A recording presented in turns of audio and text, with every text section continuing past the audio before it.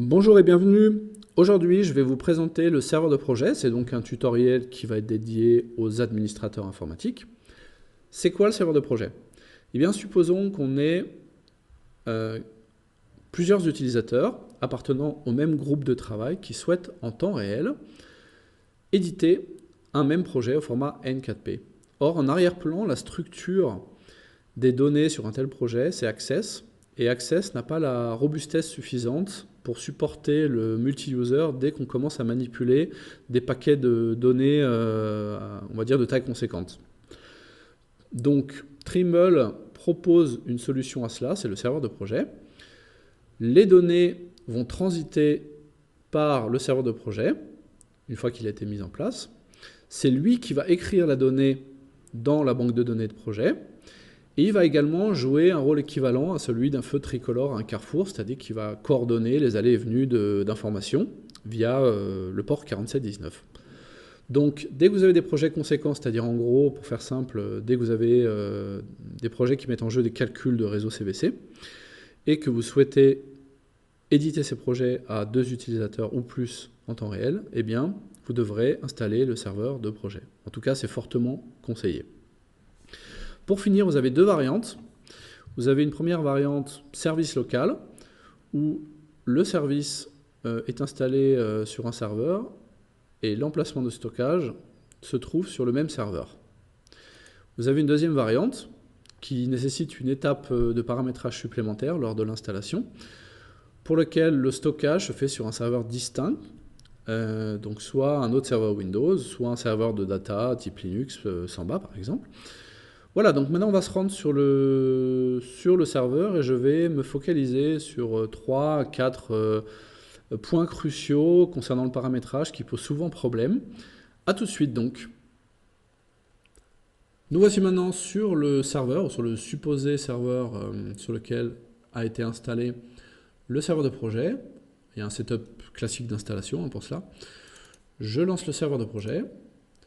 Alors, dans l'onglet configuration, on va vérifier que le port ici est libéré dans les deux sens, dans le sens client, serveur, serveur, client. Et puis ici, dans répertoire, je vais aller cliquer sur ajouter et je vais aller pointer sur le répertoire dans lequel sont stockés mes projets Nova. Très important, on va utiliser le chemin UNC. Donc pas de raccourci de mappage ni d'adresse IP. Voilà. Je vais mémoriser ce chemin, vous allez voir tout de suite pourquoi. Voilà. Et si jamais le service n'était pas démarré, je le démarre. S'il était déjà démarré, à chaque fois qu'on fait une modification, pour prendre en compte ces modifications, eh bien on termine une fois, on redémarre une fois, en cliquant sur les touches terminer, démarrer. Très bien, maintenant on va se rendre sur un poste client. Nova. Je me trouve maintenant sur un poste client, j'ai démarré Nova, donc pour cela bien sûr il vous faut une licence, soit une licence locale, soit une licence flottante, peu importe. Je vais dans le menu extra, gestion du serveur de projet, nouveau, serveur de projet, je valide par OK.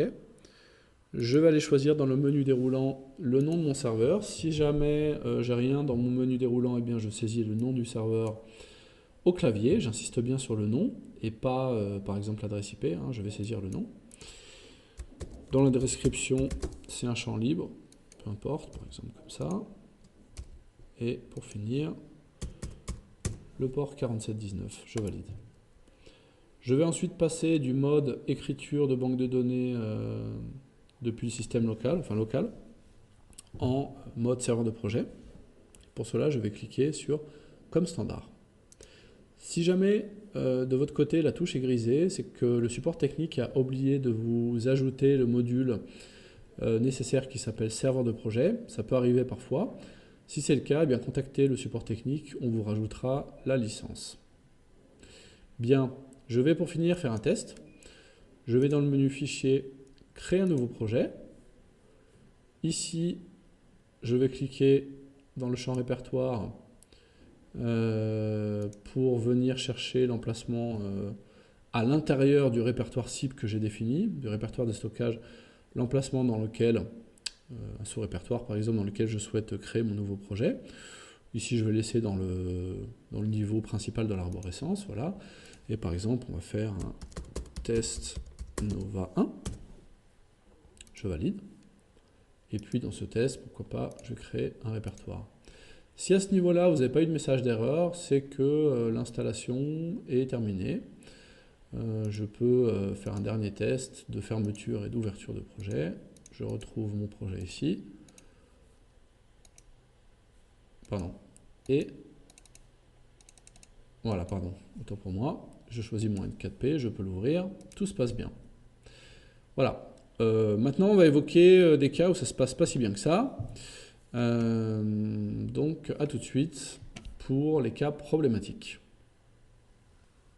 Je me trouve toujours sur le poste utilisateur, mais cette fois-ci, on va simuler un cas problématique. J'essaie de créer un projet et là on va voir quelque chose qui ne fonctionne pas. Alors peu importe le symptôme, ça peut être quand je vais chercher ici mon arborescence, il me manque des répertoires, ou bien j'ai tout ce qu'il faut, mais par contre quand je crée mon test de projet, j'ai un message d'erreur qui arrive, peu importe.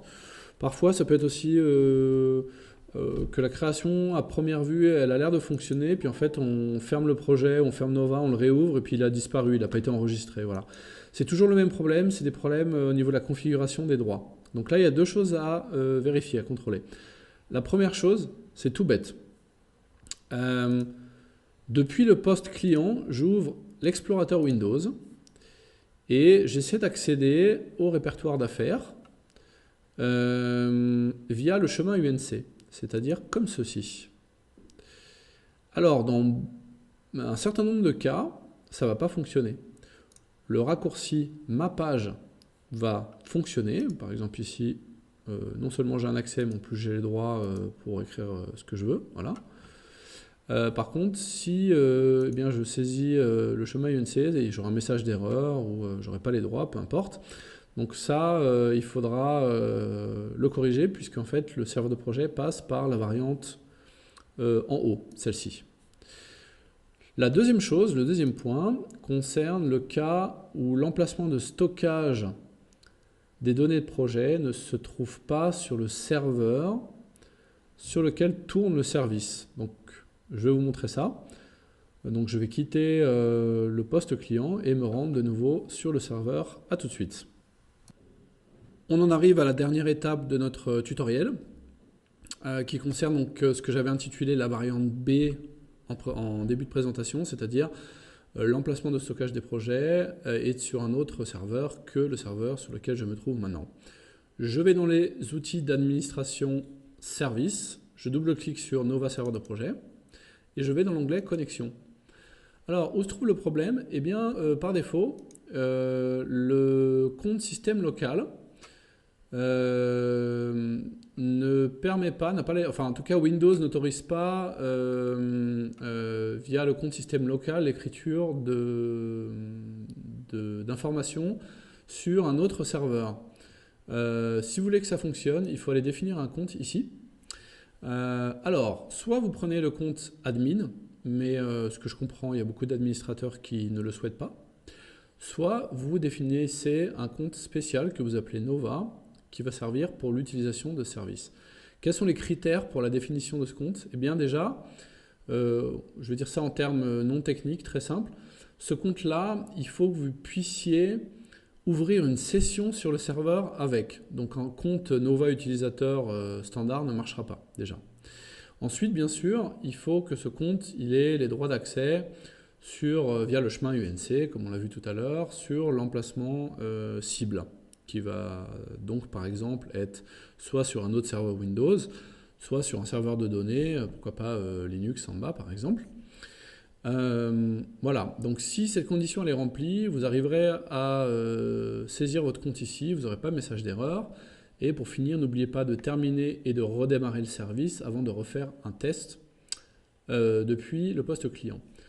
Petite remarque pour finir, dans le cas où vous avez un serveur Linux, le compte que vous venez de définir et que vous allez utiliser pour votre service, disons le compte Nova, devra bien sûr aussi être déclaré côté Linux, sinon ça ne va pas marcher, avec les droits qui correspondent, bien sûr, c'est-à-dire que le matching doit fonctionner entre Windows et Linux. Et faites bien attention aux majuscules, aux minuscules, vous voyez, des petites choses comme ça, parfois, qui peuvent poser problème. Une fois que vous avez vérifié tout ça, eh bien, ça fonctionne. Voilà, je voulais m'excuser pour la longueur du tutoriel, mais c'est un tutoriel très technique. Je vous promets d'essayer de faire plus court la prochaine fois, et vous dis à bientôt.